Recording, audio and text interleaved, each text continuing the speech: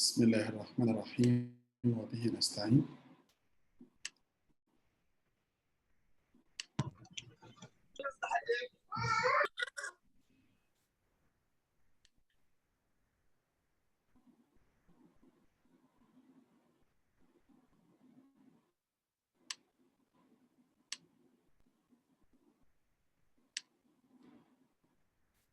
بسم الله الرحمن الرحيم وبه نستعين والصلاة على أشرف المرسلين سيدنا محمد وعلى آله معايا يا جماعة كده ولا إيه الصوت واضح؟ هو أنا بس بظبط تمام يا دكتور. تمام. السيستم شوية علشان تبقى الدنيا واضحة من البداية. أنا بعتذر عن التأخير والله غصب عني. أنا حاولت وعليكم السلام ورحمة الله وبركاته دكتور إيهاب. حاولت إن أنا يعني أحاول أعمله بدري النهاردة قدر المستطاع، بس يعني برضه الظروف بتعاكس معانا في بعض الدقائق كده، فعذرا على التأخير. إن شاء الله تكونوا معانا في وجبة علمية كويسة ومحترمة وكلنا بنتعلم من بعض في الساينتفك مانداي والويكلي مانداي بتاعنا.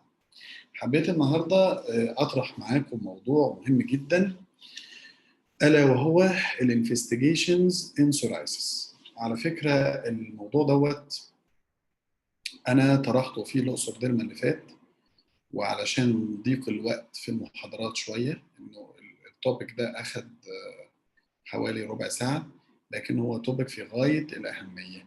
إمتى نعمل انفستيجيشنز لحالة سورايسيس؟ فدايما المحاضرات اللي بجيبها واللي بناقشها مع حضراتكم بتبقى من واقع الكومن براكتس اللي احنا فيه يوميا، الممارسة اليومية، الوضع بيكون ازاي والمتشابهات في السورايسيس والحالات المختلفة اكلينيكيا واللي شكلها احيانا ما يديش على سورايسيس. نتصرف ازاي، نعمل ايه، امتى نطلب تحاليل في حالة سورايسيس. هو ده العنوان بتاع توبيك النهارده. فالنهارده برضو يعني نقدر نقول توبيك كلينيكال، وهنعرض حالات برضو كلينيكال، وهنشوف مع بعض الحالات، وهنشوف الدرموسكوبي، وهنشوف حاجات كتيرة جدا جدا جدا. انا بحاول والله في البداية يا دكتور ايهاب ان انا اطمن على السيستم انه تبقى الدنيا في تسجيل، فانا شايف علامة التسجيل قدامي على الكلاود اهي. بحاول ان انا برضو اعمل ميوت للناس علشان تداخل الاصوات. ان شاء الله نعمل يوم عن ال اي، حاضر نعمل يوم كامل عن اللوبس. اللوبس من المواضيع الهامه جدا جدا، وانا تناولتها في الحقيقه في ايام كتير، واعتقد قلناها في ويبينارات قبل كده، بس برضو ممكن نرجع نعيد فيها ان شاء الله. انا دلوقتي هبتدي اعمل شير سكرين مع حضراتكم، ونقول بسم الله الرحمن الرحيم. بسم الله الرحمن الرحيم وبه نستعين والصلاة والسلام على أشرف المرسلين. investigations in psoriasis. امتى تعمل انفستيجيشن لمريض السورايسيس؟ يا ترى انت تكون محتاج تعمل ليفر انزيمز او كدني انزيمز، او انت تكون محتاج تعمل ما هو ابعد وتعمل باثولوجي. هل كل الحالات محتاجه ده؟ هل بعض الحالات محتاجه ده؟ امتى تطلب ده؟ وبكل ثقه وبكل اريحيه لازم تعمله، وتبقى مخطئ لو ما طلبتش الانفستيجيشنز، وانت ما تبقاش محتاج. ده فكره او زتونه الايه المحاضره النهارده. في بادئ الامر الاجنده اللي انا حاططها ان انا عايز احط زي ما قلنا ان دي حاجه من واقع الكلينيكال براكتس. لما بيجي لي مريض سورايسيس انا مش بسلم كده انه سورايسيس على طول، انا لازم اشوف الكلينيكال فيتشرز بتاعته، وفي بالي دايما ايه الكلينيكال ديفرنشال دايجنوستس. يعني كل ما ترتقي في العلم وفي مناجزه الامراض والتمرس و كل ما الليست اوف ديفرنشال دايجنوستس بيوسع في دماغك، وتحاول تدقق النظر وتحاول تعيد تفكير لعل وعسى يكون حاجه تانية وانت مش واخد بالك. فدي اول ايتم النهارده هنتكلم فيه. تاني حاجه الدرموسكوب معايا، ما فيش مستحيل في يعني لازم درموسكوب في كل حاجه. هذه الاله غيرت وجه الجلديه في الحقيقه وممارسه الجلديه. الاله دي اللي اخترعوها في البدايه علشان الحالات البيجمنتد ليجنز، وهل الحالات دي ميلانوما ولا نون ميلانوما. هي وسيلتك وهي في جيبك وهي معك في كل مناجزه كل مرض تشوفه. فمش بس بيجمنتد ليجنز ومش بس هير، ده في كل حاجه، حتى ايفن سورايسيس. وطبعا الباثولوجي واللاب تيست، انت تطلب كدني فانكشن تيست، انت تطلب ليفر فانكشن تيست، وهكذا. طيب نقول بسم الله والكلينيكال فيتشرز قبل ما نبتدي. لمحه كده تاريخيه. وفي الحقيقه انا بشكر دكتوره مارينا جورافلوفا على ان هي ساعدتني قوي في هذا الباوربوينت. وشوف الجمال بقى ان السورايسيس هو اللونجست ستاندينج كونديشن تو اكزيست ان dermatology، وان البرديات الفرعونيه، بما اننا اليومين دول احنا بنعيش جو انتعاء فرعوني بامتياز في الحقيقه، من اول حدث نقل المومياوات التاريخي، انا بعتبره تاريخي في الحقيقه، وتشييد المتاحف الجديده للحفاظ على الاثار. الدكتوره رانيا بتقول لك شعر المومياءات. ماشي، احنا بناخد الحكايه المهمه يعني.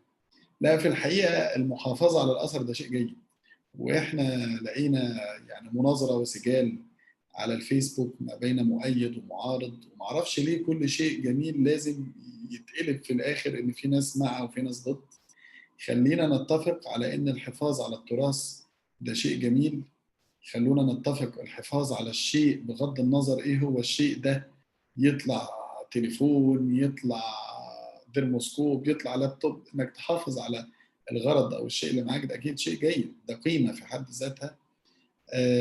بغض النظر بقى يعني انت هو الشيء ده نوعه ايه ولا وضعه ايه.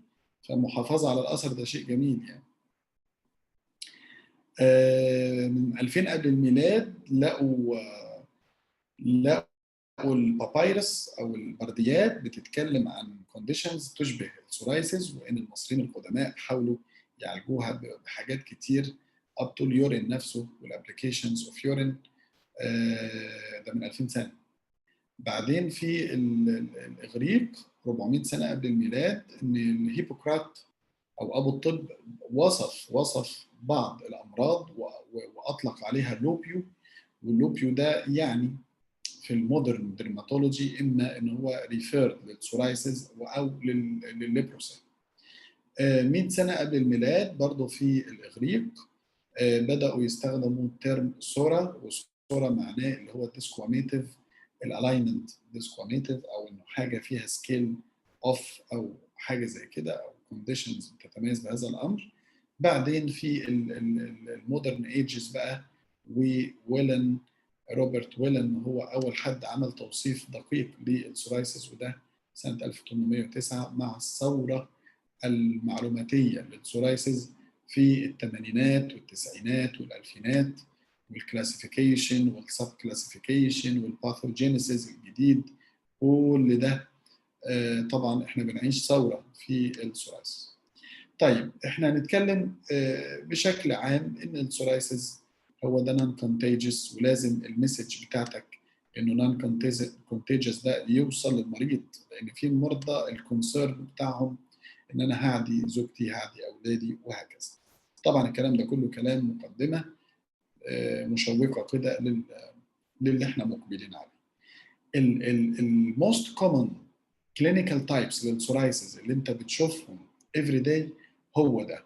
طبعا السورايسيس فالجاريس او البلاك سورايسيس او الكلاسيك سورايسيس، كل دي مسميات لحاجه واحده اللي هو اول نوع، واللي تقريبا 90% من الحالات. بعدين بنشوف الجاتيت سورايسيس، وبنشوفه اكتر في الاطفال او البيدياتريك بوبوليشن، وبنشوفه اكتر بعد الستريبتوكوكال انفكشن، وبيكون بيتميز بالجاتيت مورفولوجي اللي هو سمول مونومورفيك widely distributed in the trunk، ده معناه الجاتيت. الانفيرس سورايسيس واكم من حالات بتفقد ويبقى اندر دايجنوزد لانه موجود، ولكن احنا بنشخصه حاجات تانية. على فكره الناس عماله تفتح الكاميرات يا جماعه، معرفش برضو، انا شخصيا بتخيل يعني، فاللي يدخل رجاء ما يشغلش الكاميرا.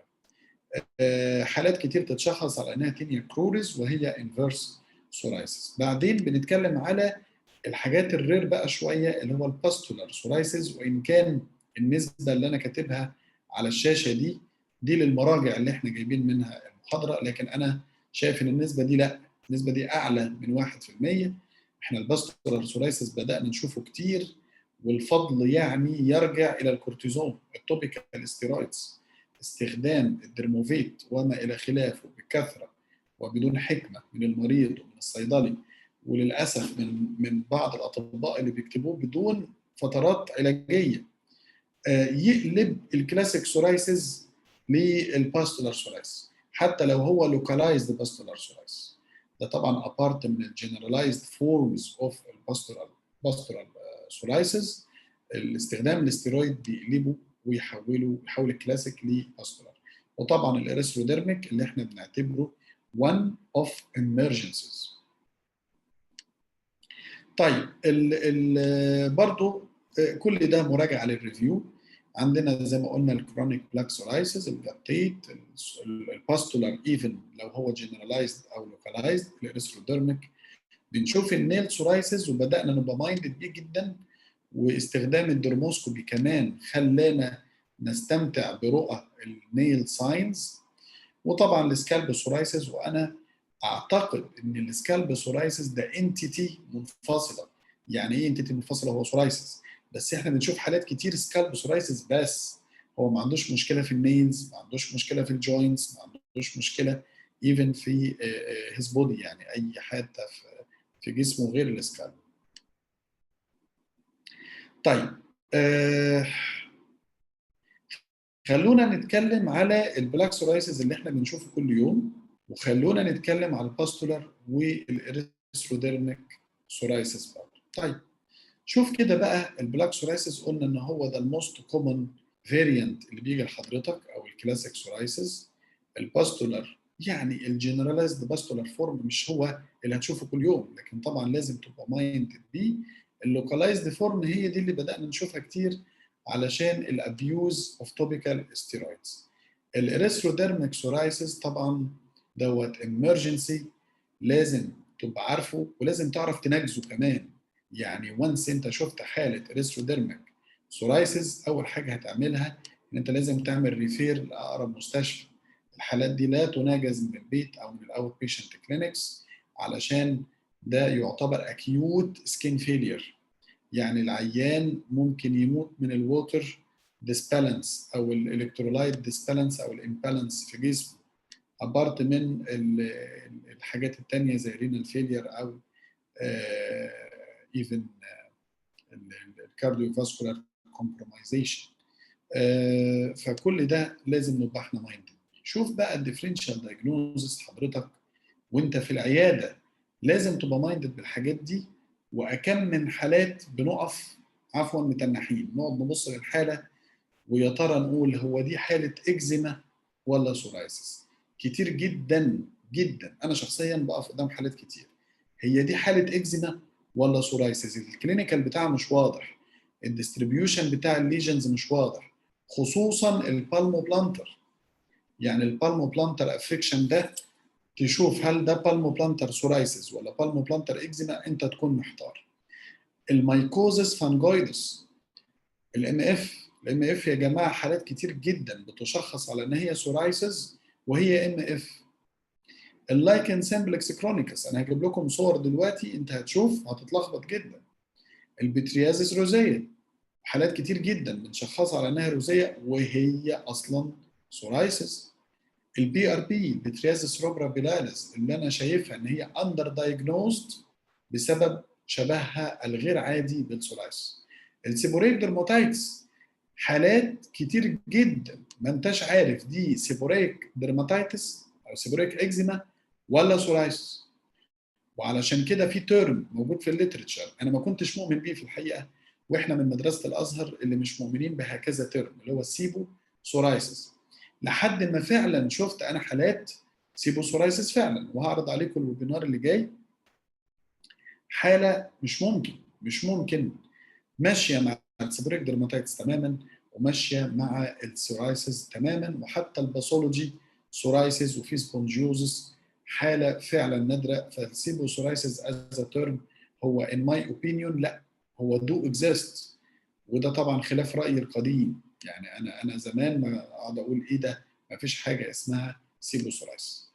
الاتوبيك ديرماتيتس او الاكزيما عموما، وهل الاكزيما ممكن تيجي في حاله سورايسيس؟ يعني شخص يبقى عنده الحاجتين سورايسيس واكزيما، برضه لحد وقت قريب احنا نبقى ضد الكلام ده، ونقعد نقول ده مستحيل ان نلاقي حاله سورايسيس وحاله اكزيما في نفس المريض، او يكاد يستحيل، او ان ده اكستريم، او we have to diagnose either a case of psoriasis ولا either a case of eczema. لكن لا، حديثا برضه بدأنا نشوف مرضى عندهم اكزيما ومرضى عندهم سورايسيس الاثنين في نفس الشخص بالباثولوجي، ده موجود. وعلى فكره لما رجعت للليترتشر لقيت انه مش صعب ان الاثنين يجوا في نفس الشخص، بالعكس ده في الجينيتك باك جراوند في a lot of genes اللي هي موجوده في المرضين الى حد ما متشابهه جدا.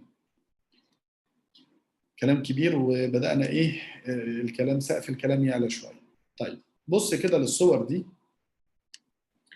يعني الحاله اللي على الشمال دي بلاك سورايسيس، والحاله اللي على اليمين دي ديسكايد اكزيما. صدقني احنا بنقف قدام حالات كتير ما احناش عارفين دي اكزيما ولا سورايسيس. لسه من ضمنهم حاله، انا هنا بكلمكم من العياده ولسه سايباني حاله دلوقتي، تشوف الاصابه دي اكزيما، قلع المريض وشوفه كله على بعضه، وشوف الديستريبيوشن والكونفيجوريشن بتاع المرض، لا ده سورايسيس. توزيعة المرض سورايسيس، الاصابه انديفيدوال لوحدها كده اكزيما. تخيل احنا في الهاسلز دي كل يوم. علشان كده الهدف من المحاضره دي رجاء السورايسيس لحد كبير هو ستريت فورورد دايجنوزس، بس لا تستعجل التشخيص، واستخدم ادواتك اللي هي الانفستيجيشنز ان سورايسيس، هو ده هدف المحاضره. طيب بص الصوره دي بلاك سورايسيس وحاله لايكن سمبلكس كرونيكس. اكيد يعني نقدر نقول ان مفيش سيمتريكال ليجنز موجوده في اللايكن سمبلكس كرونيكس، عاده هتبقى ليجن واحده. لكن خلي بالك هو السورايسيس برضه مش لازم يبقى مالتيبل قوي، يعني ممكن يجي باتشه 2 في البدايه، احيانا بيكون في تشابه اكلينيكي الى حد كبير. طب ايه اللي هيفرق معاك؟ الدرموسكوب يا ترى؟ هنشوف. شوف كده السورايسيس والام اف بذمتك، حاله الام اف اللي على اليمين دي على فكره سورايسيس انتاند بيرسون ممكن يبقى شبه المنظر ده اكلينيكيا، يعني واحد سكين تايب 4 وظهر فيه سورايسيس ممكن يبقى نفس هذا الشكل.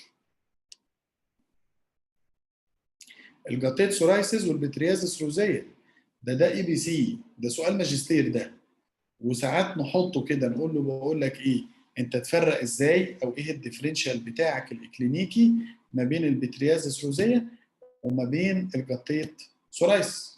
تيجي تقول لي من الهيستوري ده ممكن يجي بعد ستريبتوكوكال انفكشن، الثاني لا، لازم يبقى فيه هنا هيرالد باتش، الثاني لا. لكن احيانا لا هيستوري بيساعدك ولا هيرالد باتش بتساعدك، والعمليه اكلينيكيا بتبقى شبه بعضها. ف الكلينيكال ديسكريبشن والكلينيكال ديستريبيوشن والكونفيجوريشن، وبين قوسين الدرموسكوبي يطلعك من الازمه دي. البتريازيس روبرا بيلاريس والسورايسيس، خصوصا لو السورايسيس واخد مساحات شاسعه واب تو ان هو يدخل في الاريثروديرما بيلخبطه. يا ترى درجه اللون اللي هو الريدش اورنج هتفرق معاك؟ يا ترى اللي هو الايلاندز اوف نورمال سكين اللي حضرتك شايفها دي تفرق معاك اكلينيكيا؟ طيب لو الكلام ده مش موجود ودرجه اللون عينيا مش قادره تلقطها، ما انا هقول عليها سورايسيس. يا ترى الدرموسكوب تاني وتالت ورابع هيفرق معاك في الحدوته دي؟ يا ترى الباثولوجي هيفرق؟ طيب بص بقى للحدوته اللي احنا بناء عليها كنا، يعني انا شخصيا وما زال في بعض الناس كتير مؤمنه بده، ان ما فيش حاجه اسمها سيبوسورايسيس، هو سورايسيس ان سيبوريك سايتس. وركز في ده، السورايسيس لما يجي في السيبوريك سايتس هياخد الخصائص الاكلينيكيه للسيبوريك ديرماتيتس. ده الرد او ده التوك او ده الكلام او ده الراشونال بتاع الناس اللي بيقولوا ما فيش حاجه اسمها سيبوسورايسيس، وده كلام له وجهته وانا شخصيا كنت مؤمن بيه بس لحد وقت قريب.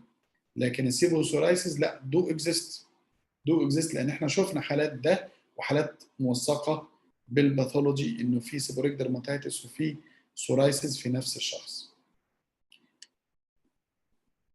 الانفيرس والاتوبيك اكزيما، مش بس كده، الانفيرس سورايسيس وكل بقى الحاجات بتاعت الفليكشرال درماتوزيز، الاريثرازما والتينيا كروريز والكانديدايسيس والحاجات دي كلها.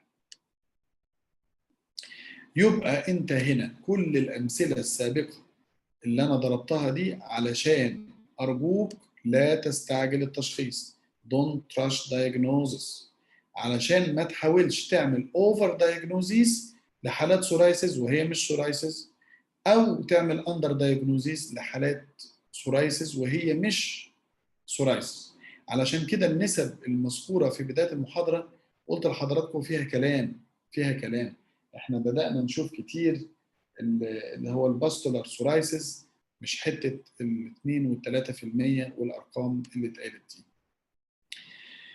نيجي بقى ل يعني استعين كده بكلام الجنرال يقول لك ايه؟ الساحق الماحق الذي لا يصد ولا يرد، الدرموسكوبي.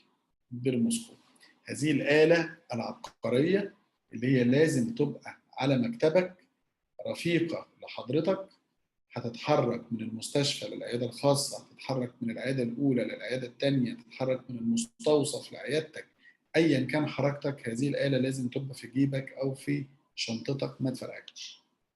هتطلعك من مطبات كتير. حاجة نون انفيزيف، حاجة خلاص يعني مش عايزين نقول إن هي جولد ستاندرد في حاجات كتير جدا. طيب نشوف كده المين كرايتيريا للدرموسكوبي في السورايسيس. هو الحاجات دي انت هتشوف سيلفر وايت سكيلز، ودي هتشوفها في امراض تانية كتير بس هتشوفها هنا في الفيلد all over through، او موجوده في السنتر مور ذان ذا بريفرال شويه. وبتلاقي البلاد فيزلز بتبقى ريد دوتد وبتبقى جلوبولار شويه، يعني البلاد فيزلز تخينه الى حد ما وهوموجينوس ان ديستريبيوشن مع لايت ريد باك جراوند. ادي الكرايتيريا الاساسيه اللي بنشوفها. الحاجات دي بنشوفها بقى فين؟ في الكلاسيك سورايسيس فالجاريس، او في الكلاسيك سورايسيس، او في البلاك سورايسيس. طيب علشان اشوف ده هل هحط الدرموسكوب زي ما هو؟ خلي بالك بقى من نقطه، انت الاول لازم تحط الدرموسكوب، وبعدين لو لقيت اوفر سكيلينج لازم تشيل الاوفر سكيلينج دي بكحول بدريسنج كده علشان تريفيل الاندرلاينج فاسكوليتشر. لان في ناس كتير تحط الدرموسكوب على السورايسيس وخلاص هو هتلاقي كل السيلفر سكيلز موجوده ومغطيه على الاندرلاينج فاسكوليتشر، وبناء عليه انت لازم تشوف كده لقيت الفاسكوليتشر واضحه ماشي، ما لقيتش قطنه وكحول واعمل زي رابنج خفيف بالراحه وبعدين ارجع حط الدرموسكوب تاني. شوف الصور دي بقى وركز معايا على جماليه الرؤيه. احنا في الويبينار اللي فات باين ولا اللي قبله والله ما انا فاكر، كنت خليت تقريبا الدكتوره امل سمير ان لم تخن الذاكره او حد تاني يعرض حاله بتريازس روزيه، وكانت الحاله دي انا فاكر انها كانت في فيميل، لا مش امل سمير اللي عرضت الحاله دي، حد تاني، وكانت فيميل مضيفه طيران وجايه بتهرش وبتريازس روزيه كلينيكالي. وطلعنا من الزتونه بتاعتنا ان احنا كان عندنا صوره درموسكوب حلوه قوي شبه اللي هي موجوده فوق على الشمال دي، واتكلمنا ان احنا قلنا خلي بالك ده ممكن يبقى بتريازيس، بتريازي فورم ايرابشن نتيجه مثلا سيفلس ولا حاجه، ولازم تفحص الجينيتاليا والدرموسكوب معانا. فانا اتذكر الحاله كانت تيبيكال زي ايه اللي هي الصوره على الشمال. طيب بتلاقي البريفرال كوراليت بتاع السكيلينج موجود، والبلاد فيزلز برضه بيبقى بريفرال ديستريبيوشن. في اللايكن بلانس لازم تلاقي ويكهامز سترايد في الكلاسيك لايكن بلانس، في الكلاسيك لايكن بلانس. دي حاجه مميزه جدا. وبتلاقي فاسكولر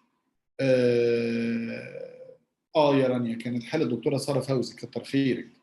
دكتوره ساره فوزي فعلا هي اللي عرضت حاله البتريازيس روزيا الويبينار اللي هو اللي فات او اللي قبل.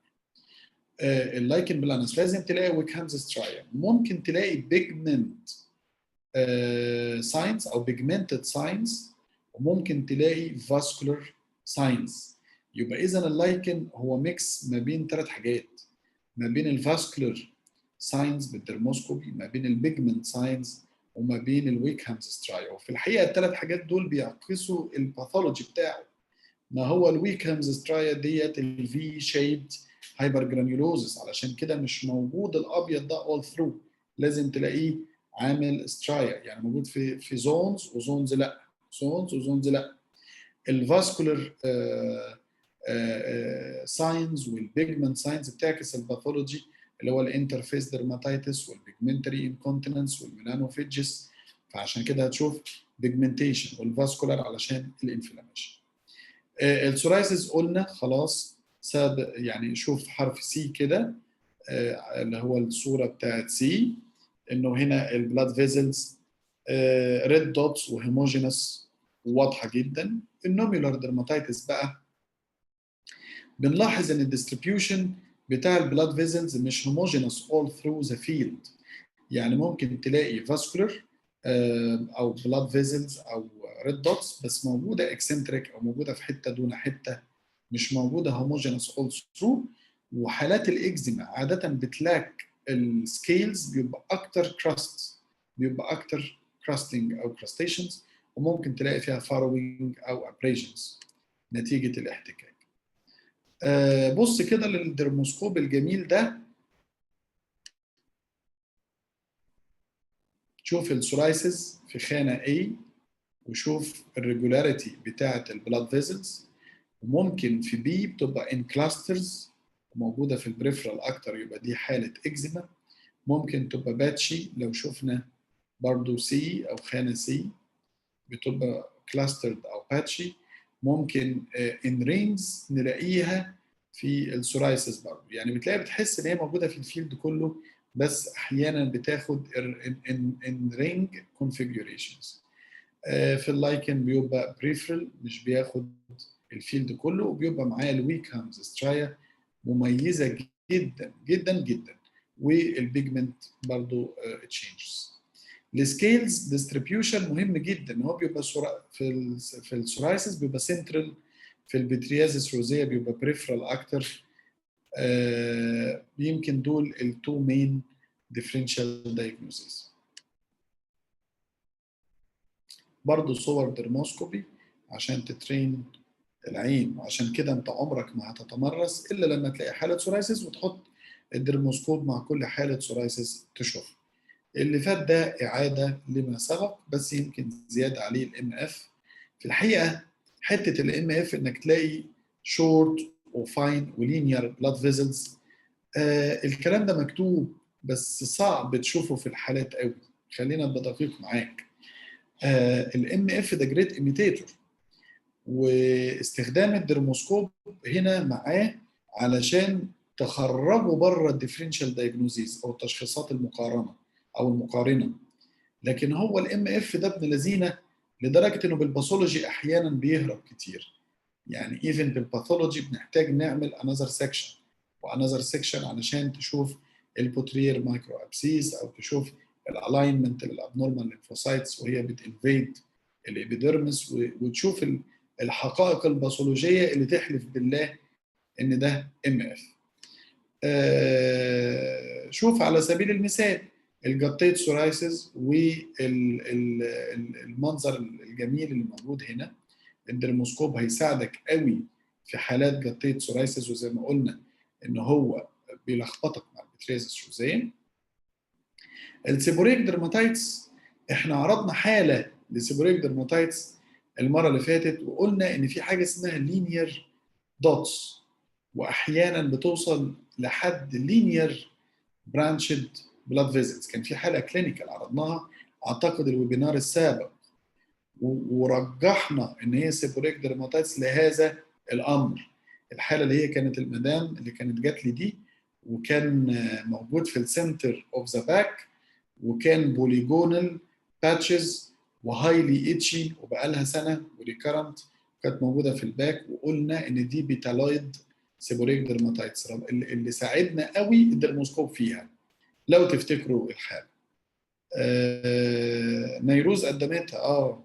طب وانت يا نيروز بتضحكي ليه؟ ده يعني انت المفروض تفكرين. الدكتوره نيروز من ليبيا هي اللي كانت مقدمه الحاله دي، والدرموسكوبي ساعدنا جدا فيها. الله الله، شوف المنظر ده، باستولار سورايسيس. احكي لكم بقى حدوته على الباستولار سورايسيس ده، في الحقيقه يعني هتحبوها خالص. دايما حالات الباستولار سورايسيس بتتشخص متاخر، او تتشخص لما عيان سورايسيس وعمال يحط ستيرويدز زي ما اتفقنا. هو مش هيجي لك بالجماليه دي. شوف صوره الدرموسكوب باين قوي ان دي باستيولز، بالتالي حتى لو انا ماليش خبره في الدرموسكوب خالص ولا عمري استخدمته، لما اشوف ده هقول دي باستيولز، يعني واضحه مش محتاجه يعني. الباستيولز دي احيانا لا تدركها بعينك المجرده، لانها هي بتبقى فلاسيد باستيولز، وعلى طول تلاقي الليجنز بيبقى ويت وفي شبه ويت كراست، ويت كراستنج بس، لكن ما تشوفهاش بالوضوح ده. الدرموسكوب ممكن يساعدك وممكن يبينها لك. فبالتالي تقول ده غالبا دي حاله باستولار سورايسيس، بيبقى العيان داهن ستيرويدز وداهن حاجات او واخد سيستميك ستيرويد، ما بتجيش واضحه، بتشوف يعني قصص وحواديت يعني. فاحكي لكم الحدوته دي لانه في الحقيقه المنظر اللي انا شايفه ده هو اللي شخص لي الحدوته دي. كان عندي مريضه 60 سنه تقريبا، جايه طبعا فيري فيري لونج هيستوري من سكين ليجنز، ولفت بقى على الناس كلها واساتذه افاضل، واللي يقول لها ده سورايسيس، واللي يقول لها لا ده مش سورايسيس ده فيسيكوبولس، ودخلت في حواديت وخدت الصوت يا جماعه واضح ولا بيقطع؟ الصوت واضح. دخلت في حواديت وناخد عينه في الثانيه في الثالثه ومحدش عارف حاجه. حتى العينات اللي كانت بتتاخد دايما بتتاخد من ليجنز فيها فيفيد اريثيما. فالتشخيص الباثولوجي عشان يطلع مظبوط لازم تاخد الليجن من حته باثولوجي مظبوط. المهم قعدت اقلب في الست كلينيكال على اساس ان انا اطلع بكلينيكال داتا. مفيش. شايف فيفيد اريثيما وفي ميل كده 60 سنه وكوشونويد ان ابييرنس بسبب كتر الكورتيزون اللي اخذته. يمين شمال قمت مركب الديرموسكوب على الموبايل علشان اشوف صوره اوضح، وعملت سكاننج بقى كل الحتت الحمراء امشي عليها بالديرموسكوب. ما انا عايز اعرف برايمري ليجن وحاجه اقدر اوصفها. فشفت منظر شبه ده وانا بعمل سكان شفته، قلت ده بدايه تكوين باستيولز، وكلينيكال العنايه مش جايبها قوي يعني. ما تكونش باستولار سورايسيس، يعني انا بقول لنفسي تكونش باستولار سورايسيس. خدت وعلمت على المكان اللي انا عايزه واخدت باثولوجي منه. جبت بانش على قد الباستيول الصغننه دي، كان بانش 3، وخدته وقلت للراجل التكنيشن قطع كام كده وبعدين قطع، وفعلا طلعت باستولار سورايسيس، وبناء عليه تم مناجزه الحاله بشكل جيد. طبعا هي الحاله ما كانتش باستولار سورايسيس بس، كانت سندروم. كان الباستولار سورايسيس جزء منها، وهبقى اشرحها لكم بقى في ويبينار لاحق. لكن صدقوني انا اللي خلاني افتكر الحكايه منظر الدرموسكوب ده، شفته كتير، وكان من ضمنها الحاله دي. طيب العيانين البلاك سورايسيس والبتريازيس روبرا بلادز، الدرموسكوب ممكن يدي لك هند. طب الفرق ايه؟ انك مش هتشوف الحاجات بتاعت السورايسيس اللي هي الفاسكولار ريد دوتس دي، والسكيلز اللي هي السيلفر سكيلز والكلام ده. لا، ده انت ممكن تشوف اكتر السكيلز شويه يلوش، وتبدا تلاقي اللون نفسه مش اريثيماتس، ده اورنج كلر، والسكيلز موجوده بالشكل اللي هو اليلوش ده، زي اللي موجود في دي ده. يعني لما تشوف المنظر ده ممكن يبقى سجستيف اكتر لحاله بي ار بي.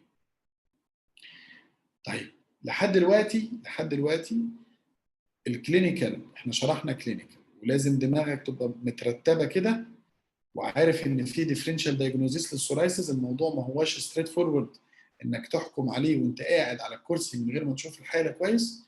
لو معاك درموسكوب على الاقل حطه علشان تبقى كونفيدنت ان دايجنوز، او على الاقل تكسكلود الديفرنشال دايجنوزيس.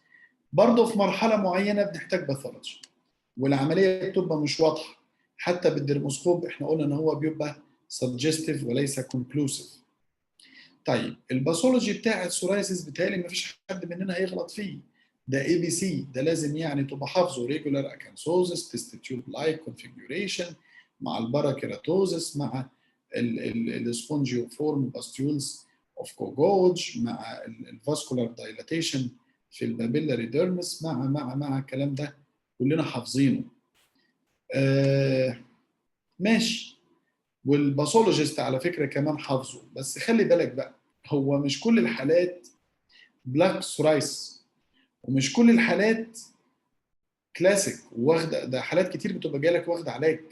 علشان كده ان تقدر توقف التوبيكال ابلكيشنز او توقف العلاجات قبل ما تاخد البايوبسي لمده اسبوعين حتى، ده يبقى انت بتخدم الدرماتوباثولوجيست. لكن السورايسيس اندر تريتمنت ما بيبقاش بالتوصيف اللي احنا لسه قايلينه. الباستولار سورايسيس كمان بيفرق شويه. اشيل الكتابه اللي على الشاشه، اشيلها ازاي؟ طب هو مين اللي عملها اصلا؟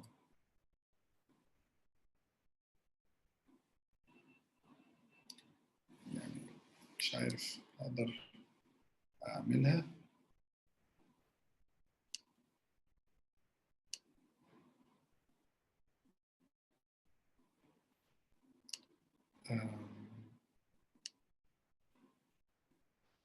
دقيقة واحدة يا جماعة،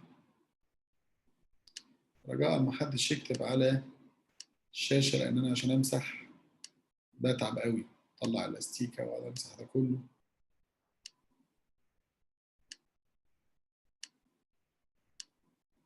الزوم المفروض نتعلم شوية زوم يا جماعة. ندخل على الويبينار، ما نشغلش الشاشة بتاعت حضرتك اللي هي السكرين، اسمها ايه دي، الكاميرا، والصوت بتغلوش علينا احنا. يعني انا كمحاضر شايف صورتي قدامي اهي، لكن لو شفت صورتك، في ناس بتبقى من غير حجاب وحاجات، احنا ما ينفعش. فانتبهوا على الكاميرا والمايك. انا خلاص اتعلمت ان انا اقفل المايك، وكده انا بعمل ايريزنج لكل الحاجات اللي على الشاشه اهو. وربنا يكرمنا بقى ونركز. ماشي، من تحت القلم نعمل كلير. انا بقعد امسحها واحده واحده. كلير كده مره واحده. طب والله كويس. كلير اول دراونز. ماشي ماشي. شكرا يا دكتوره هبه. طيب مش كل الحالات بتيجي بقى زي ما قلنا كلاسيكيه. ده انت بيجي لك عيان واخد علاج، فلازم توقفه عن العلاج. طب ايه رايك لو الحاله باستولار سورايسيس؟ هتلاقي بالباثولوجي الدنيا برضو ايه مختلفه شويه.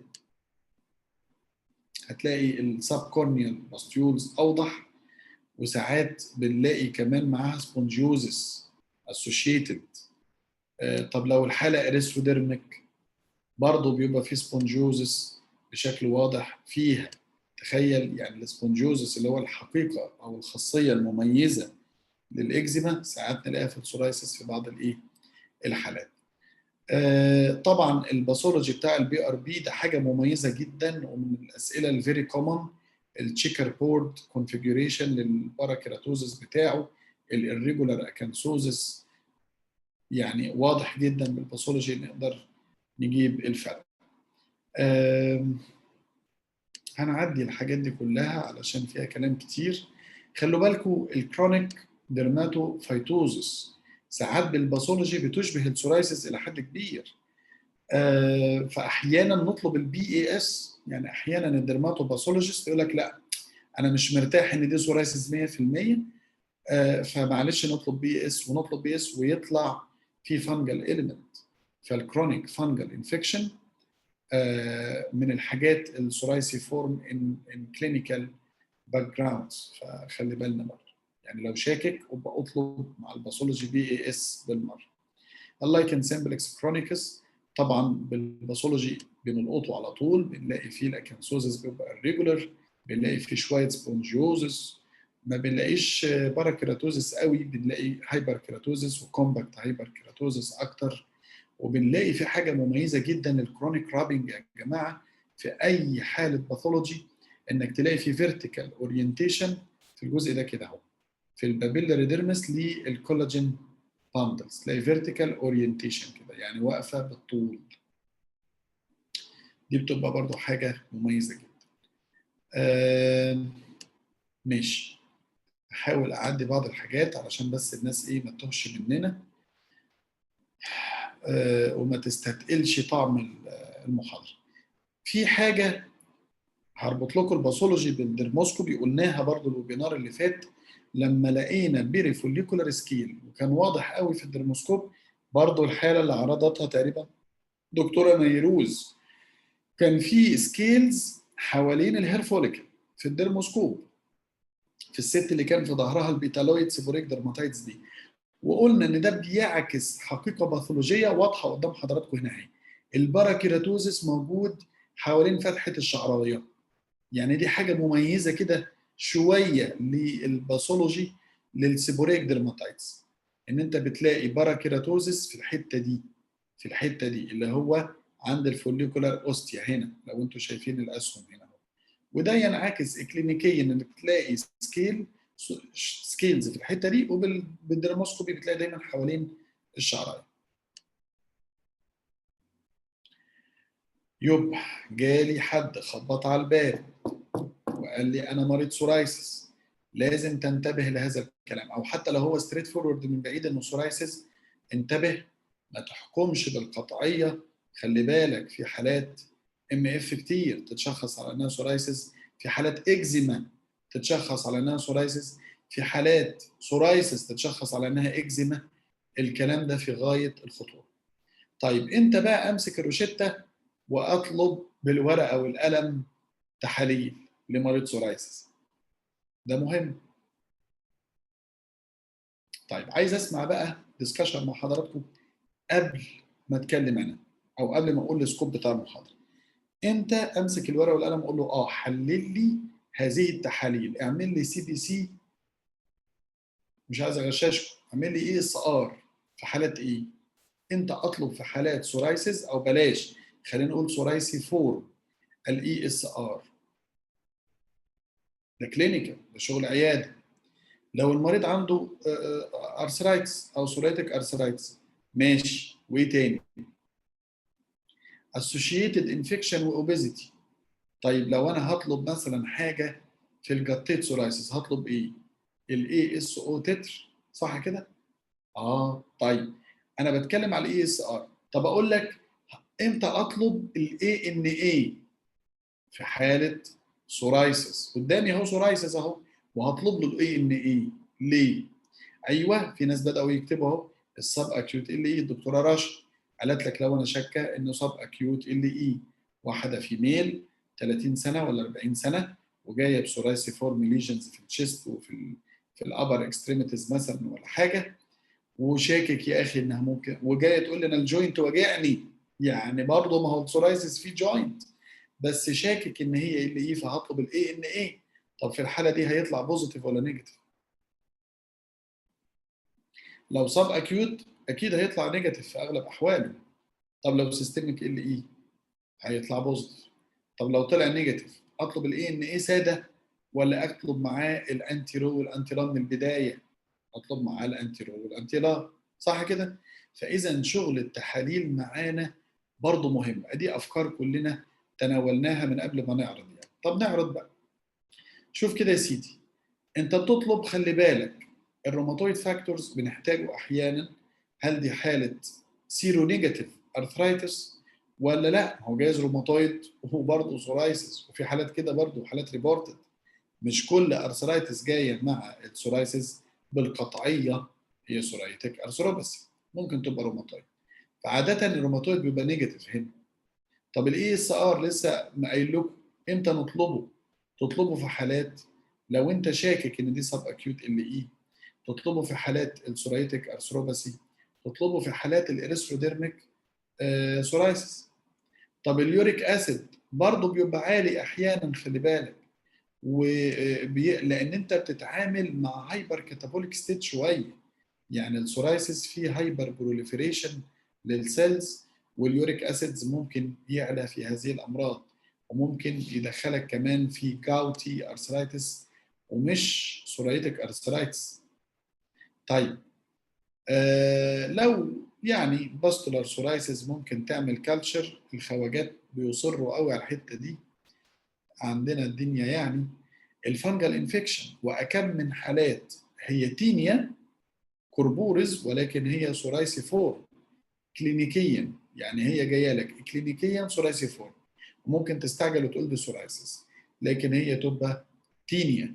فبالتالي الكي او اتش والكالتشر مهمين.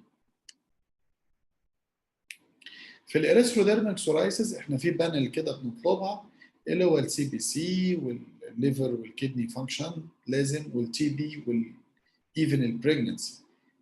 حتى انا اسف قبل ما نطلب انا اسف قبل ما نشوف الحالات اللي احنا هندي لها سيستميك ثيرابي خصوصا وتحديدا اللي هو البيولوجيكال، لازم في بانل كده بنطلبها اللي هو السي بي سي والليفر والكدني والتي بي والهيباتيتس والبريجننسي. بقول لكم ايه هو التي بي ده تطلبوه ازاي؟ يعني انا في العياده انا اعمل سكريننج للتي بي ازاي؟ بروشيتا او في المعمل. في واحد يقول لك هنعمل تشيست اكس راي وبتاع، بس لا، في تحليل لازم نعمله وله اسم كده. لا، بي بي دي ده سكريننج تيست. ايوه كوانتيفيرون، تمام، الدكتوره سالي قالته. الكوانتيفيرون تيست، الكوانتيفيرون يعتبر الى حد كبير الجولد ستاندرد وسبيسيفيك الى حد كبير للتي بي. فبينطلب، يبقى انا لو هدي العين ده بيولوجيكال او هدي له سيستميك ثيرابي، حاجه زي الميزوتريكسات او حاجه زي السايكلوسبورين، المفروض اطلب له اللي هو الكوانتيفيرون تيست. ولو الكوانتيفيرون ده طلع فيه مشكله، يبقى انا مش هديله السيستميك اميونو سبريسيف عموما، سواء ميزوتريكسات سايكلوسبورين او طبعا لازم قبل البيولوجيكال، ما فيهوش هزار. طيب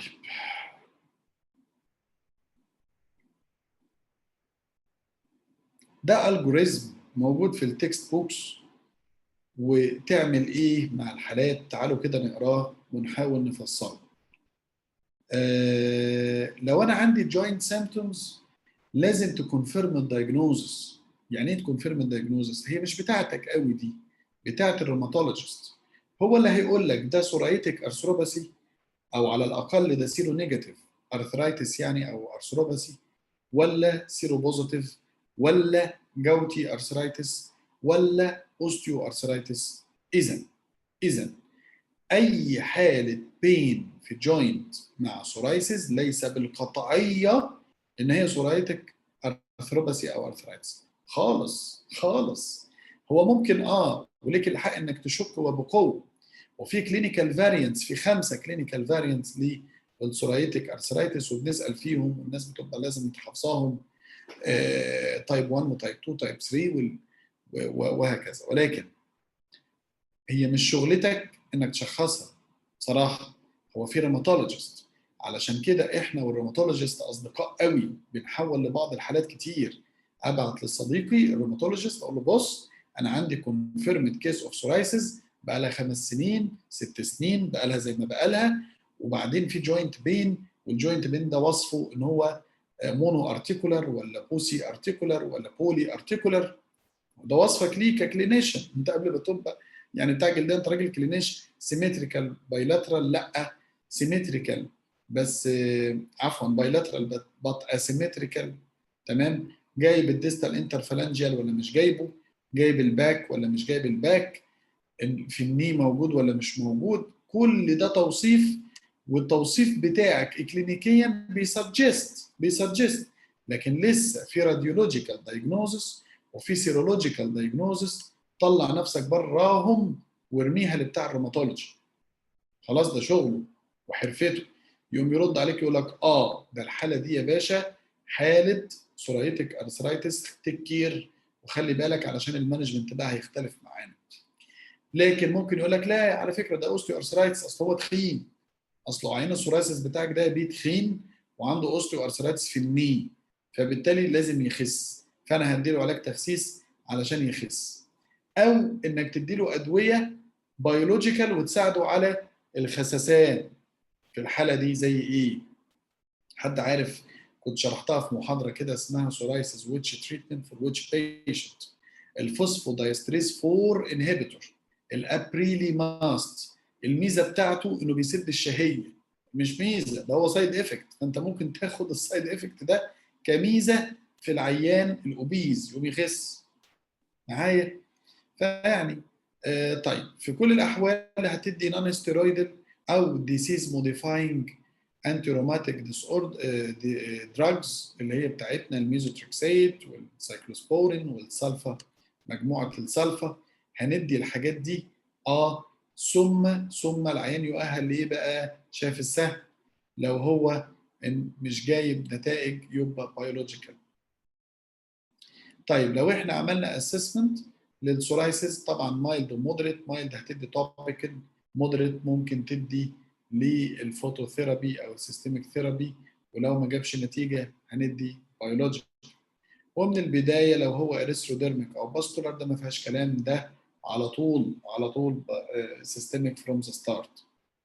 حته المايلد تو مودريت تو سيفير لازم ندخل فيها الاوكيوبيشن بتاعت المريض والحاله النفسيه ونظره المجتمع ليه، مش بس البادي سيرفيس اريا افكتد ومش بس الباسي، في عوامل تانية بتاثر.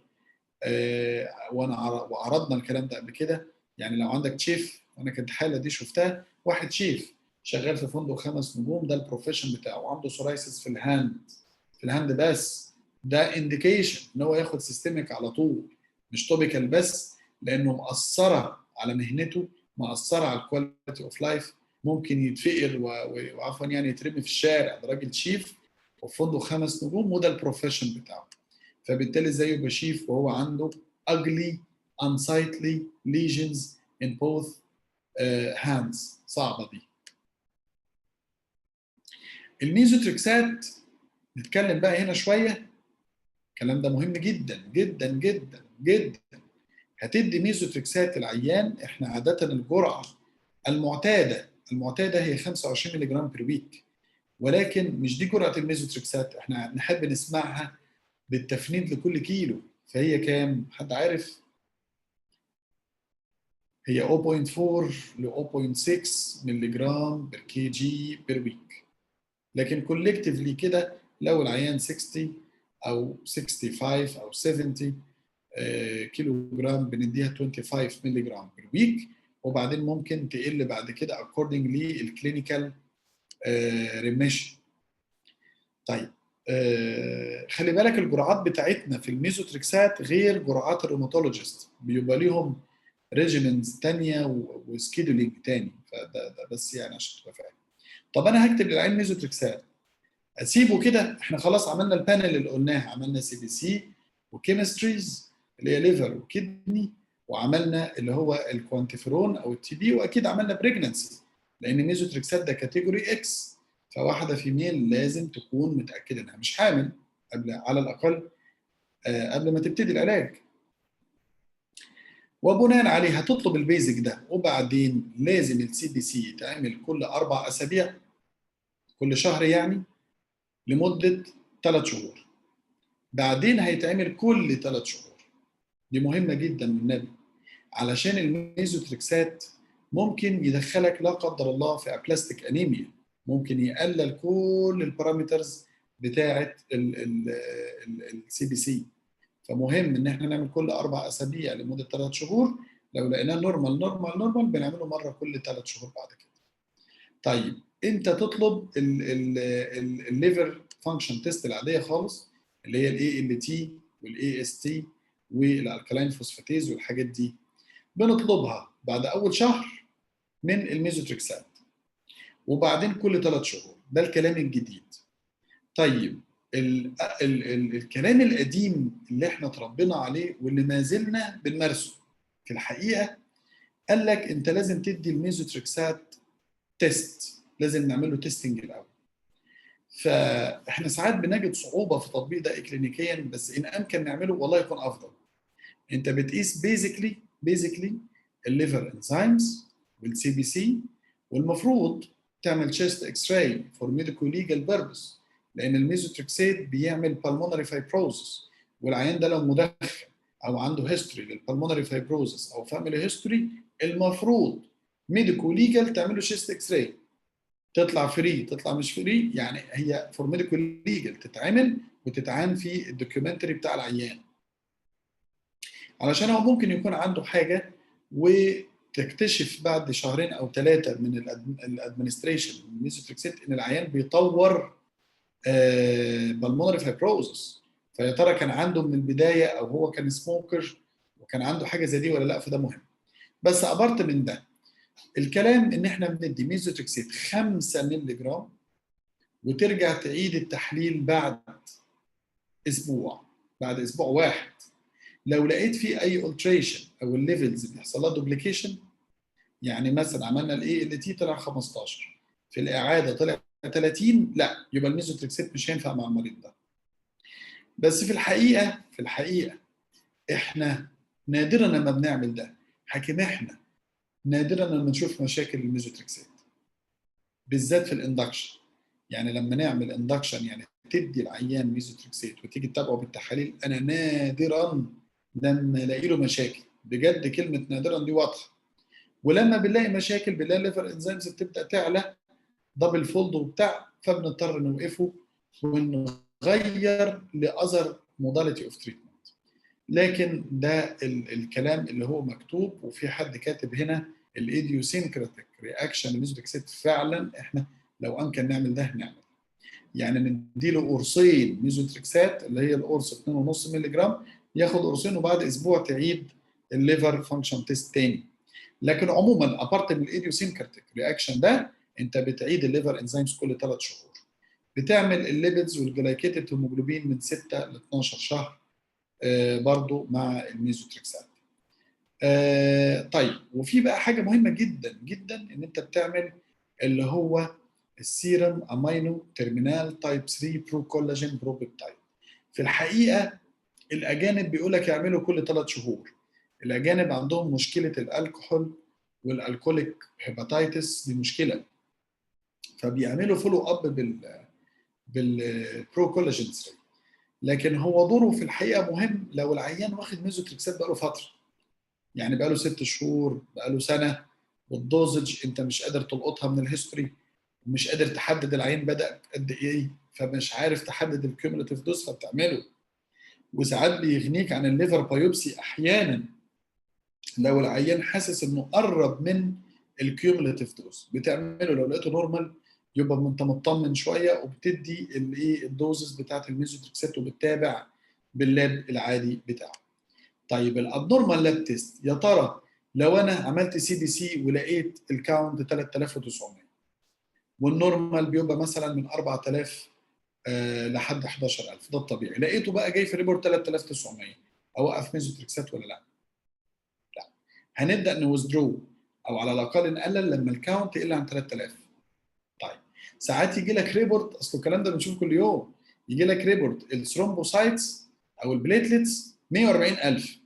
طب ما هو النورمال معروف من 150000 ل 450000، فانا جالي 140، اعمل ايه بقى؟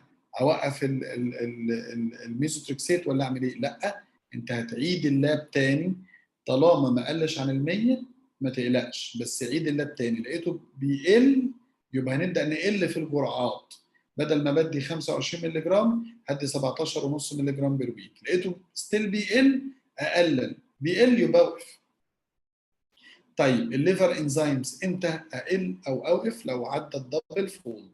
عدى الدبل فولد في موضوع الليفر انزيمز وفي اللي هو السي بي سي. احنا بنعيد بعد قد ايه؟ بعد 4 اسابيع، شهر يعني. يعني لو لقيت الريزلتس ما بين وايكوفوكال بعد 4 اسابيع نعيده تاني. معايا كده؟ مهم الكلام ده يا جماعه، عشان كده الانفستيجيشنز ان سورايسيس دي مش هزار، ده كلام مهم وفي ميديكو ليجال يعني. طيب نيجي للسايكلوسبورين. على راي الجنرال الساحق المحق الذي لا يصد ولا يرد، السايكلوسبورين فعلا دواء عبقري جدا، بس تذكر منه احنا ما بنكتبوش اكتر من 6 شهور. المصنع نفسه بيقول لك سنتين. يعني البامفلت مكتوبه جواها الساندميون، شركه ساندميون اللي هي المصنعه للنيورال دي، تقول لك سنتين. خلاص سنتين، وما تديش نيورال بعد سنتين. كنت بتناقش مع استاذ العظيم الاستاذ الدكتور حسين حسب النبي، قال لي لا، في النيو ليترشر احنا ندي، او في الاب تو ديت ان احنا ندي اكتر من سنتين. في بعض الحالات تقدر تدي اكتر من سنتين، بس في الحقيقه المصنع كاتب انه سنتين. المانوفاكتشرر ده الماكسيمم تايمنج للسايكلوسبورين في حياه المريض، مش هنديه اكتر من سنتين. لكن عاده بندي 6 شهور وبندخل عين في روتة علاج تانية. يعني انا بديه ماكسيمم 6 شهور، لقيت منه نتيجه وتحسن بقوم واقفه ومدخله على روتة تانية، اشوف هديله اسيتريتين او فوتوثيرابي او ميزوتريكسيت، وبرجع اديله سايكلوسبورين بعد سنه ولا سنتين ولا حاجه زي كده. طبعا امتى هندي سايكلوسبورين؟ لما تبقى الحاله انديكيتد للسيستميك تريتمنت، لما تبقى الحاله ريسيستنت لاذر موداليتي، يعني او مدخلها في الروتة. ما اصل العيان السرايسس دوت مشكله، هو جالك وخف معاك شويه وبعدين هيسيبك يروح لغيرك عشان يكمل الحدوته، فيكون اخذ ميزوتريكسات فتره اقلبه على سايكلوسبورين. طب اعمل له ايه؟ هتعمل له سي بي سي كل شهر، ده ضروري، علشان السايكلوسبورين ممكن برضه يعمل ابلاستيك انيميا لا قدر الله، او يقلل الوايت بلاد سيلز. الليبيد بروفايل مهم جدا مع السايكلوسبورين. شايف يعني الترايجليسرايدز والكوليسترول مهمين لانه بيعمل هايبر كوليستروليميا. الكرياتينين ده ما فيهوش كلام، ده لازم لازم لازم. مش بس كده، ده السنسيتيف ميجرمنت ليه، يعني لو زاد بنسبه 30% تعمل ايه، ولو زاد بنسبه 50% تعمل ايه. بمعنى انا جيت قست الكريات، الحاجات اللي هي البوردر لاين دي، لقيته 1.5. بعض المعامل بتعتبر ان الابر ليميت للنورمال هو 1.5. طب تعمل ايه؟ لازم تعيده تاني بعد شهر، بعد 4 اسابيع. لو لقيت ال1.5 ده زاد بنسبه 30%، يبقى انت ده خلي بالك، يبقى لازم تقلل الدوز. مش هتوقف نيورال، بس لازم تقلل الدوز. يعني ايه بنسبه 30%؟ يعني بدل ما هو 1.5 بقى 2. زاد كده بنسبه 30% من البيز لاين اللي انت حاسس ان في قلق، يبقى انت مضطر تقلل جرعه النيورال وترجع تعيد تاني. لو لقيت في زياده مضطرده هتوقف النيورال، هتوقف النيورال خلاص. يبقى احنا تلاقوا الكلام ده مهم. التصرف ازاي مع الكرياتينين لما يعلى مع النيورال، ده سؤال مهم. والاسئله دي تتسال للناس في الدكتوراه، علشان خلاص دي ناس استشاريين، يبقى فاهم يعمل ايه. لقينا النيورال الكرياتينين بيعلى بنسبه 30% فما فوق، انت هتقلل الدوز هتقللها ازاي؟ ما هو رينج، احنا بندي من 3 ل 5 مللي جرام بر كي جي. انت حاسب للعيان هنا مثلا على 3 مللي جرام بر كي جي، هتدي له 2 مللي جرام بر كي جي في الحاله دي، وترجع تعيد تاني بعد 4 اسابيع. لقيته بعد 4 اسابيع برضه النسبه بتعلى، هتقلل الجرعه ل1 مللي جرام بر كي جي نيورال، وترجع تعيد. لقيته لسه بيعلى بالنسب اللي هي 30% دي، اوقف. طب ما بيعلاش، اثبت. يبقى هتدي نيورال 2 مللي جرام بر كي جي او 1 مللي جرام بر كي جي اكوردنج انت وصلت لايه. الكلام ده مهم مهم مهم. عايزين ترجعوا له، ممكن ترجعوا له لبولونيا بالتفصيل على فكره، كاتبها بشكل جيد يعني. طيب نيجي بقى للليبيدز. الناس بتقول لك طب الليبيدز عليت يا دكتور، الكوليسترول عالي، اعمل ايه؟ الكوليسترول في الحقيقه مش انت اللي بتاخد فيه قرار، المفروض انت معاك كارديولوجيست، واحنا اتفقنا ان مريض السورايسيس ده مالتي ديسيبلينري تيم ابروتش، ما تتفردش بالقرار لوحدك يا باشا. يعني المريض الكوليسترول بتاعه عالي، بعد اذنك طب ايه رايك تحوله للكارديولوجيست عشان يعمل له حاجه اسمها ال 5 years cardiac chart comorbidities chart، دي اللي هي ال 5 years cardiac comorbidities chart.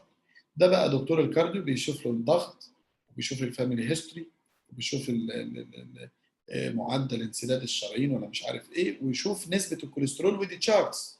لو الريسك اكتر من 20% بيدي حاجات تقلل الكوليسترول كادويه.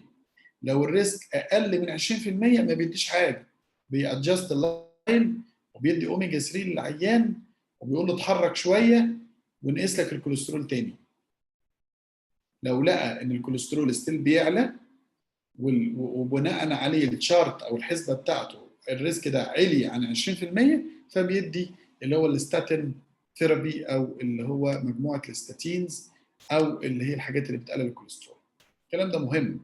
فبالتالي علو الكوليسترول مش شيء مخيف قوي، بس شيء لازم تتحرك معاه. طب تتحرك معاه ازاي؟ استشير الكارديولوجيست يا باشا. الحاله دي على سنه، على ضغطه، على وضعه، على الفاميلي هيستوري بتاعه، على حاله قلبه ده، هنديله ستاتينز ولا لايف ستايل موديفيكيشنز، ولا وضعنا ايه، ولا انا مضطر اقلل جرعه الدواء اللي انا بديه. الكلام ده مهم. سواء يطلع العلاج سايكلوسبورين، يطلع العلاج ريتينويدز، يطلع العلاج ريتينويدز ولا حاجه، فكل ده ايه مهم جدا. خلاص. طيب لكن اللي يهمني انا سيرم كرياتينين، حكم انت اللي هتاخد الاكشن، انت مش هتعمل لا كاردياك شارت ريسك دي ولا هتعملها دي. بنعمل طبعا الاي ال تي والاي اس تي والحاجات دي كل شهر بعد العلاج لمده 3 شهور، وبعدين لو انت هتكمل كل هتكمل يعني للست شهور يبقى كل شهرين بعد كده. طيب في كمان معلومه على النيورال مهمه قوي، سواء ان انت هتستخدمه بقى في سورايسيس او في الوبيشيا ارياتا او في اي حاجه من الحاجات اللي محتاج فيها النيورال. لو اديت نيورال وست اسابيع ما لقيتلوش ريسبونس اوقفه. تاني، لو اديت النيورال او سايكلوسبورين وست اسابيع ما لقيتش ريسبونس اوقفه، يبقى عاده مش هيجيب نتيجه مع الحاله دي. الريتينويدز، طبعا الريتينويدز مهمه. احنا اللي هو الاساتريتين بندي جرعه 0.5 ل 1 مللي جرام بر كي جي. الخبره الاكلينيكيه ليا ما تديش جرعات عاليه من الريتينويدز على طول، يعني ما تديش 1 مللي جرام بر كي جي كده، لازم تعمل اسكاليشن، لازم تدي جرعه احيانا اقل من 0.5 كمان. يعني لو المريض مثلا وزنه 70 كيلو في 0.5، يعني هتدي له 35 مللي جرام في اليوم، يعني قرص 25 اسيتريتين كبسوله وكبسوله 10 في اليوم. بلاش تضرب في واحد على طول، اصبر بس بالنص وبعدين قوم بقى ارفع بعد كده اكوردنجلي يعني. بنعمل بلاد تيست بعد شهر بعد العلاج وبعدين كل 3 شهور. طيب الليفر طبعا بنعمل ليفر شهر بعد 3 شهور، ده مهم.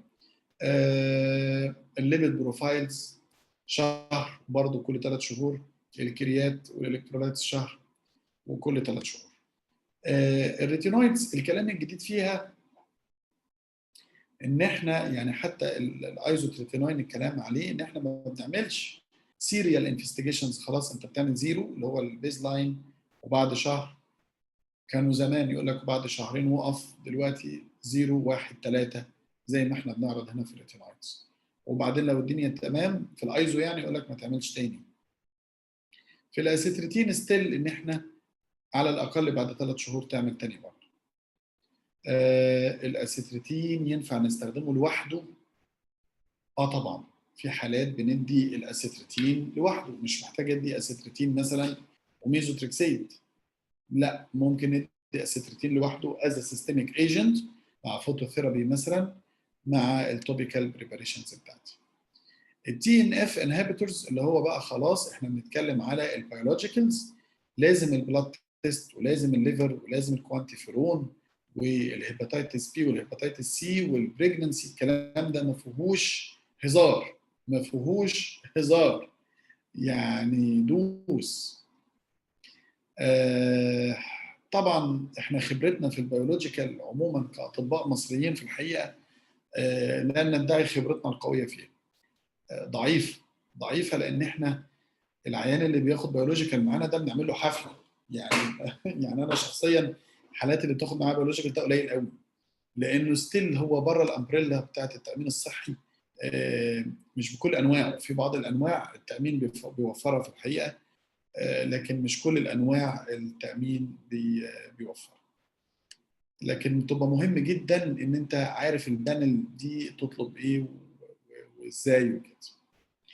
طيب بص بقى، keep calm and let's practice، ده التيك هوم مسج.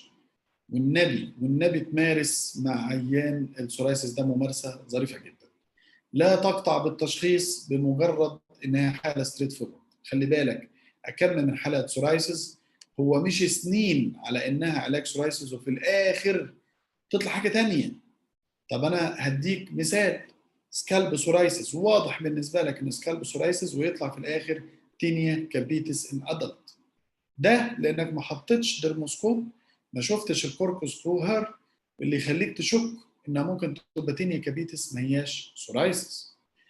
فبالتالي الانيوجوال presentations do exist and may cause difficulties in differentiation among entities. يعني هل هي سورايسيس ولا ام اف؟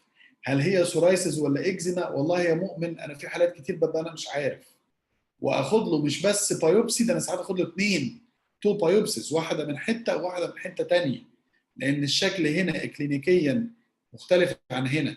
فهل هو نفس المرض نفس السبيكترم بس شكله هنا كان غير هنا، ولا هل هما حاجتين مع بعض سورايسيس واكزيما مع بعض؟ وده وارد وبدانا نشوف ده.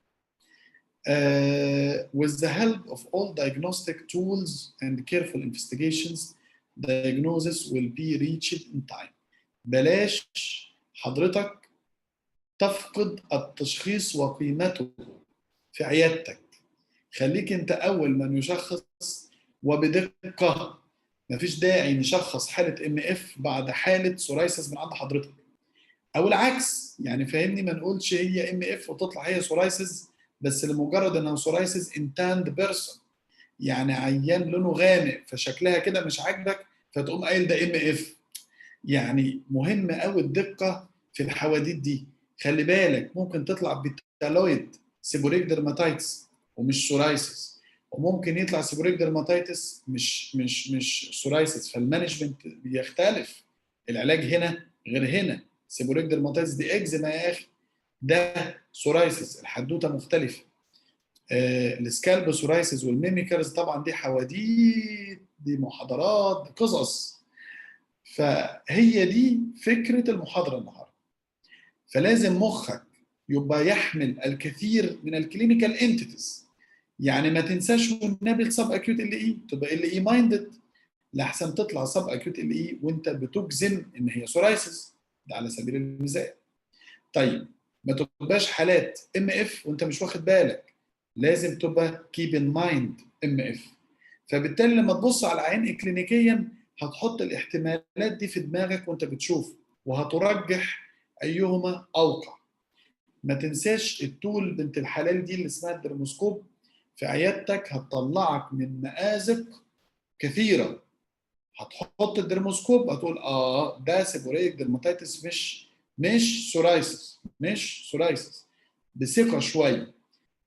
مش هقول ان ده 100%، مفيش حاجه 100%، ده حتى الباثولوجي احيانا بيبقى خادع للدرماتوباثولوجيست نفسه، على حسب ظروف العينه اتاخدت منين، والعين كان واخد علاج ولا مش واخد ولا ايه، حدوته كبيره. طيب، يبقى الكلينيكال انتيتيز في دماغك، الاوفيس تكنيكس ما تفقدهاش، اللي هو الدرموسكوب والكي او اتش، وانك تبعت تعمل كالتشر من سكرابنج بسيط تعمله. الباثولوجي وحلاوته ومدى ادراكك ليه، وتاخد العينه منين، وتوقف العين عن العلاج ولا ما توقفوش، وحدوته كبيره سعادتك. وبعدين العلاج، انا هدي ميزوتريكسات، هطلب ايه للعيان قبل ما اديله الميزوتريكسات؟ هعمل بريجنانسي تيست ولا لا؟ عفوا على هيافته، واحد يقول لك لا ده حاجه هايفه، او لا يا سيدي ما جايز هي بريجننت وانت مش واخد بالك، الفيميل. ما تعملش تراست قوي او اوفر كونفيدنس في كلام المريض، انت لازم ميديكو ليجال تعتمد على وسائلك. طب خلي بالك بقى، العيان ده لازم نعمل له تشيست اكس راي قبل ما نديله ميزوتريكسيت، فور ميديكو ليجال اعملها وتطلع فري وعينها، علشان بعد فتره، بعد 6 شهور ولا سنه، لو جاله لا قدر الله ضيق في التنفس وتشخص ان عنده بالمونري فيبروزس، يبقى الميزوتريكسيت هنا هو مشكله وتوقفه وتتهمه. لكن ما هو جايز عنده بالمونري فيبروزس من البدايه، وانت اديته ميزوتريكسيت وما انتش عارف ويتش اوف ويتش، ده مهم. الليفر انزيمز، طب عليت سيكا كده هوقف الميزوتريكسيت؟ لا، لازم تعلى الدبل. طب لو عليت الدبل هعمل ايه؟ هقلل الميزوتريكسات في الجرعه. طب بعد كده لو ستيل بتعلى هوقفه. طب لو انا شاكك في الكيومولاتيف دوز لازم اخد ليفر بايوبسي؟ لا، الفايبروسكان والبرو كولاجين، الامينو تيرمينال برو كولاجين سيرم بيبتايدز حلت لي القصه شويه. طيب السايكلوسبورين لما هديه واقيس الكرياتينين كبيز لاين، وبعدين اتفاجئ ان البيز لاين بيعلى معايا ولو بقدر 30%، ويريتش الابر نورمال ليميت، هعمل ايه؟ هكمل في السايكلوسبورين ولا اقلل الجرعه؟ لا، هتقلل الجرعه، تنزلها ل 2 مللي جرام بالكي جي، وتعيد تاني بعد 4 اسابيع. لو علي بمقدار 30% فما فوق هتنزل ل 1%، عفوا 1 مللي جرام، لو ستيل بيعلى هتوقف. خلاص، يبقى التدخل عندك انت، تدخل عندك انت كطبيب. طيب، لو عيان الكوليسترول بيعلى، ما تشغلش بالك قوي بالكوليسترول ده، يعني هو عالي وهتيك نوت، فحول لكارديولوجيست والنبي. حاكم قرار تدي ستاتين ولا ما تديش مش بتاعتك، مش روشتتك، مش شغلك. اللي عنده هايبرتنسيف ولا مش هايبرتنسيف، الفاميلي هيستوري بتاعه بيقول انه عنده ناس دي، العيله دي بتموت من الكاردياك بروبلمز واتاك ولا لا، العين ده اوبيز ولا مش اوبيز، كل ده يفرق معانا. اخر كلمه هقولها لحضراتكم النهارده، عيان السورايسيس، قبل ما اقول اخر كلمه، الارثرايتس هي ديت سورايتك ارثرايتس ولا جاوتي ارثرايتس ولا سيرو بوزيتيف روماتويد ولا اوستيو ارثرايتس عاديه خشونه في المفاصل، مش بتاعتك. انت ما عليك غير الوصف التفصيلي للمباراه، النتيجه دي مش بتاعتك. اوصف بوسي ارتيكولار، بولي ارتيكولار، مونو ارتيكولار، سيمتريكال، اسيمتريكال، بايلاترال، يونيلاترال، اوصف وحط في الشيت كلينيكالي، وابعت للايه، للروماتولوجيست، قول له حضرتك انا عندي كذا، عيش حياتك بقى معاه، اعمل له الراديوجرافي بتاعك، واعمل له السيرولوجي، واطلع لي التشخيص هل دي سوريتك ارثرايتس ولا لا. حكم هتفرق في المانجمنت، العيان تخين، العيان رفيع، كل ده بيفرق معانا. بص المريض السورايسيس انه سيستميك فروم ذا ستارت. عفوا، حتى السكشوال لايف بتاع المريض السورايسيس should be kept in consideration. وبدانا ان احنا نقول ان هو independent risk factor للسكشوال بروبلمز especially in men، فبالتالي ده برضو مهم. الابروتش بتاعك لازم يبقى كده في حالات السورايسيس. ودي التيك هوم مسج لمحاضره النهارده، الانفستيجيشنز ان سورايسيس. اعذروني على التقصير، اعذروني على الارهاق لو انا مش قادر اوصل المعلومه قوي. احنا يعني الويبينارات بقالي فتره بقولها فعلا وانا خلصان حرفيا. فاشوفكم على خير ان شاء الله الويبينار القادم. الويبينار القادم ممكن نرجع كلينيكال تاني، والساده الافاضل مجموعه العرض الحالات هحط لكم ابتداء من بكره ان شاء الله حالات على جروب التليجرام علشان نبدا نعملها كمحاضرات باوربوينت ونعرضها الاسبوع اللي جاي. كان في حد فيكم انا مكلفه بمحاضره مهمه جدا الكيوتينس ديس اوردرز ان جينيتاليا، يا ريت يتواصل معايا عشان عايزين نعرض برضو الجزء ده. شكرا جزيلا لحضراتكم، واي اسئله على جروب التليجرام. انا معاكم 24/7، لو اتاخرت في الرد اعذروني، بس انا معاكم يعني في كل الاحوال ان شاء الله. والسلام عليكم ورحمه الله وبركاته، نشوفكم على خير لاحقا باذن الرحمن.